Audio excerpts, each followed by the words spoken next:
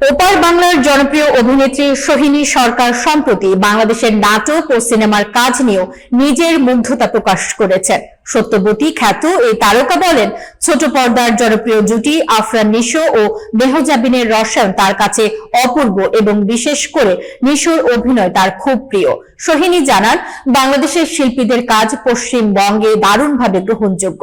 তিনি বলেন, আমরা যারা এপার বাংলা ওপার বাংলার কাজ দেখি তাদের কাছে বাংলাদেশের অনেক শিল্পীর কাজ সত্যিই চমৎকার। বহু মানুষের কাজ আমরা একেবারে চেটেপুটে খাই। তিনি কিংবদন্তি ও সমসাময়িক অভিনেতাদেরও শ্রদ্ধা জানিয়ে বলেন, হুমায়ুন ফরিদী, সুবর্ণা মুস্তাফা, মোশাররফ করিম এবং চঞ্চল চৌধুরীর নাম স্বতঃস্ফূর্তভাবে চলে আসে। এছাড়া জয়া আহসান ও অপি করিমকেও তার প্রিয় তালিকায় রেখেছেন। নতুন প্রজন্মের অভিনেত্রীদের মধ্যে তাসনিয়া ফারিন, নুসরাত, ইমরোজ তিশা এবং ওটিটি প্রজেক্টে শবনম বুলবুলির অভিনয় দেখে তিনি মুগ্ধ হয়েছেন। ঢালিউড সুপারস্টার শাকিব খান সম্পর্কে তিনি বলেন, শাকিব খানের কথা তো আলাদা করার কিছু নেই, তিনি বিশাল স্টার। এছাড়া চিত্রনায়ক আরিফিন শুভর সঙ্গে কাজের অভিজ্ঞতাও স্মরণ করেন সোহিনী সরকার।